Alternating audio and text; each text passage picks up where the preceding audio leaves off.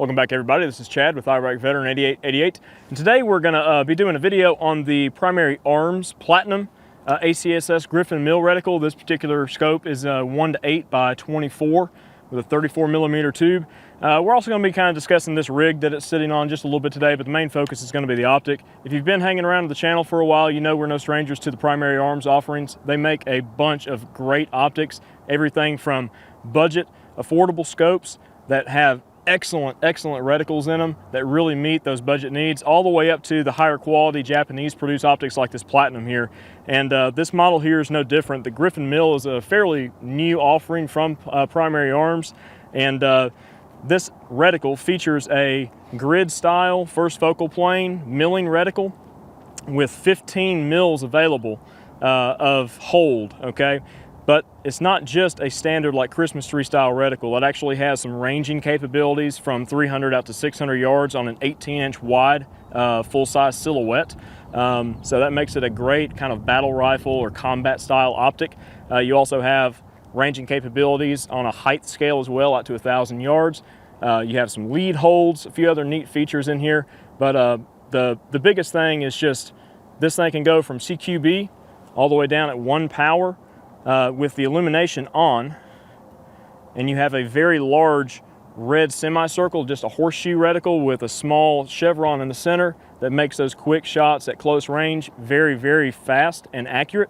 But then you can punch all the way out to, you know, close to 800 yards, which we're going to do today in this video with this 5.56 here. We're shooting some of the 69 grain federal gold medal match today. This ammo is very accurate out of this particular BCM barrel here. This is a 18-inch BCM barrel rig with a superlative arms piston setup, running a RMS2 Hopai on the front of it. Geisley SSA trigger, full-size A2 stock. I mean, Anderson Poverty Pony lower. There's really nothing terribly special about this build. All the good quality components that really enhance accuracy are there. And we're just going to show you guys kind of what this optic can do. As I mentioned, this is a 34 millimeter tube. It does come in at about 27 ounces in weight. It is night vision compatible, illuminated, quite a cool optic. So let's get to shooting and see what this little thing is capable of. And I am not going to wear ears for this video because this thing meters right around the mid 130s mark at the ear. Very pleasant gun to shoot. Very pleasant. So one of the cool things about the first few mils in this particular reticle, and you can do this with any optic, but a low power milling reticle really works well. But Dimitri over there helped me set it up. If you do a 50-yard zero with my particular load, or whatever given load that you might want to use, you can get pretty close to single mil holds out to various ranges. Just for example, with this particular setup with a 50-yard zero, I can go all the way to 500 yards with a 3 mil hold.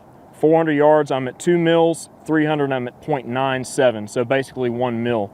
So if you're aiming center mass, you'll definitely get those center mass hits using a mill reticle like a BDC. So it kind of has the best of both worlds if you set it up just right.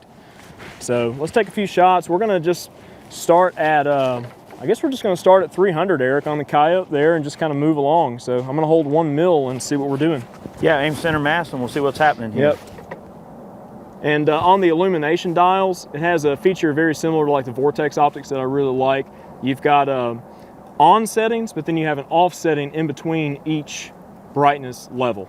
So you can stay on your favorite brightness level and then just pop it over to the center off position and then go right back. You don't have to rotate the dial all the way around. And it takes a standard 2032 battery as well. Talk a little bit more about the optic and everything as we kind of move along.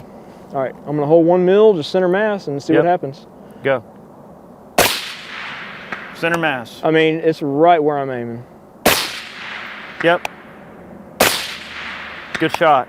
So, I mean, I can't tell, but that looks like maybe a 2-inch group at 300 yards. That's definitely under MOA. That's a tiny group. Well, look, that gopher on the left right there, he's kind of like, I think he's like 320. I'm gonna hold just at his head and try to get a body shot there. Go. Just past his arm. Okay. Yep. Just past his arm. Yep. You put 2 in the belly, maybe a couple inches apart. Okay. So I'm gonna push out to 400, 2 Okay. mils. You know, the neat thing about this Optic, Chad, is if you think about it, the way you just explained it, in my mind, what I hear almost is like a 1 to 8 ACOG in a way. Almost, but Because you get those benefits of you do. You know. But then you do have the milling capability as well. So when you do have to take shots at longer range, you just have a drop table or whatever taped to your gun, or on like ballistics arc or geoballistics or something along those lines, or in your Kestrel, and you can just use it like a standard Christmas tree reticle. I mean, I've really been digging this Optic a good bit. All right, All right, 4. so I'm gonna hold, 4 is 2.06, so I'm gonna hold 2. Center mass. Center mass. Just off the right edge of the Yep, plate. I saw it. The wind maybe called it. Yeah, let's see. Now we do have a little bit of wind hold here. Okay, 2 mils. Good, center mass. Yep, keep doing that. Yep, all right. About a 3-inch group. Holding true to my initial accuracy with this rifle.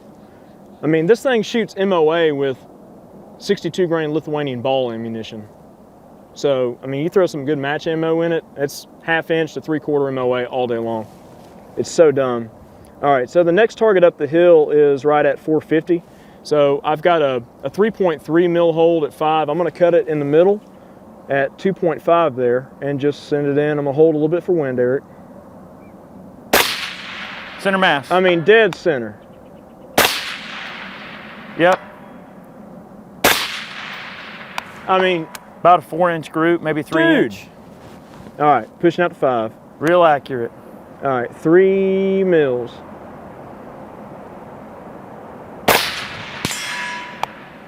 Low left on the plate. Got Shoot it. a few more. So I'm holding center mass at 3 mils, and on that half-size D28, I hit right at my 3.3 mil mark, literally where I was holding.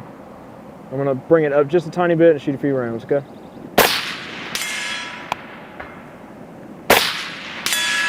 There you go. Yep.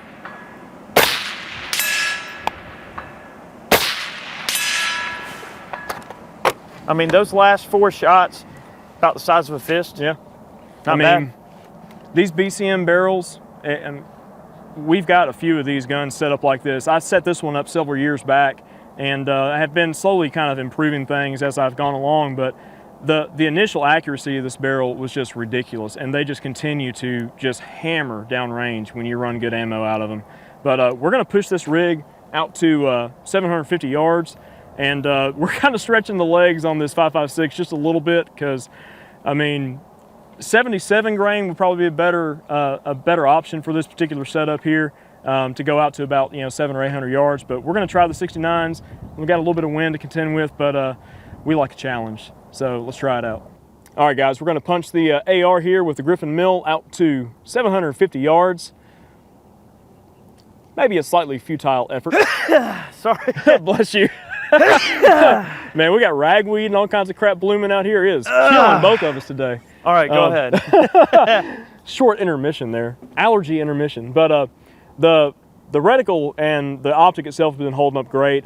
These are very durable optics. Now, one thing I did forget to mention early on is the quality of the glass is very exceptional. The glass they use is from Japan. It's the same glass that a lot of other companies, or the same factory that a lot of other companies get their glass from, so it's very, very high quality. The clarity is excellent. I'm seeing no chromatic aberration even on the highest power.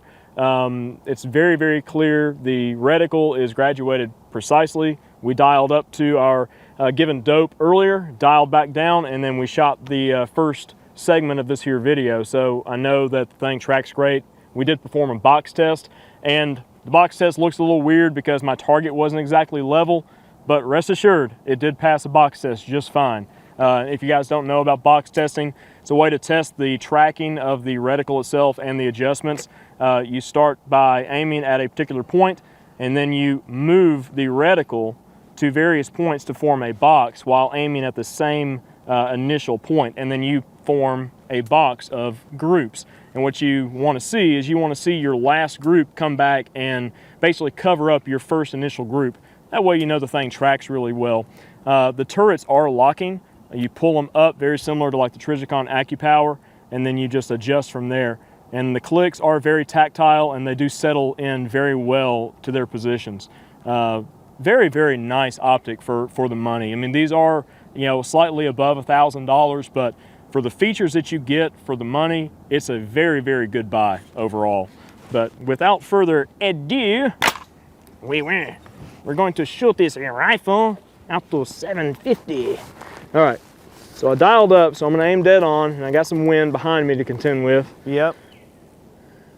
Oh yeah, I can see that mirage down there. Send it when you're ready. All right, so I'm using the tip of the chevron out this range, and I'm just gonna hold on the right side of the gong for wind, Eric. Go. Missed off the right edge. Okay, Looks well, like to I'm me. gonna hold center then.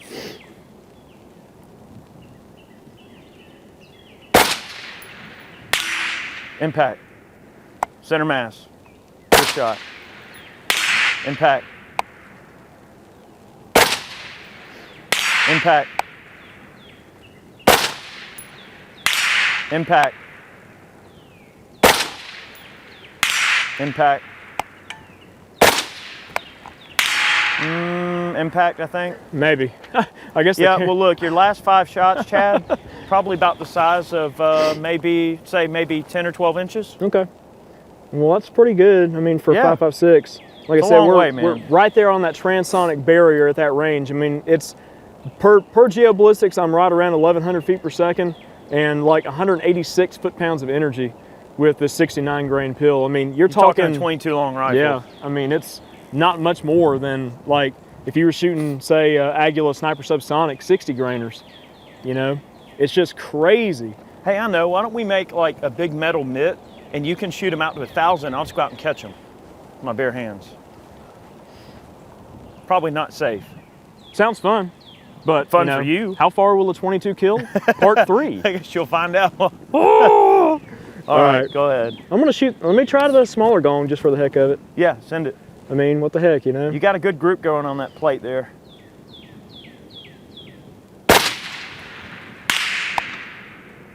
Impact. It's moving.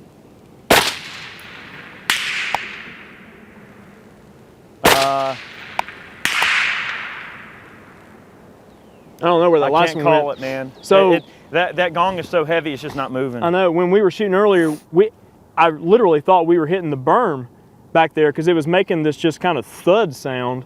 It's like it sounded like it was just hitting dirt, but it had to have been hitting the plate because I saw the last impact that that Eric shot when he was trying it out, and it was kind of on the top right shoulder of the small gong there. Well, your group on the big gong on the left is favoring slightly to the left of the gong, but well, I mean the shots are primarily right in there. Okay. Well, I mean we are getting just a little bit of wind down there, and we got the trees blocking some of it. You've got a crosswind down range blowing right to left. Well, I can see look, the mirage. I'm just gonna aim at the small one again and just see. I mean, the camera will see where they're impacting down there. Hold on the right just a scope. Okay.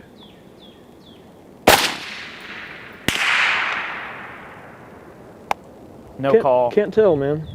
If you're hitting it, it's not moving. All right, look, I'm gonna aim down just a little bit low and just see where it's hitting in the dirt right there. That way I can maybe call for myself here. Go. I'm literally gonna just put the tip of the chevron on the bottom of the target.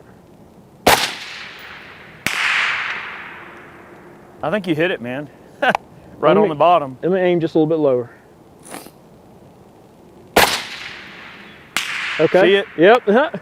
So, I mean, it's literally just left of, the impact was just left of where I was aiming. So, I mean.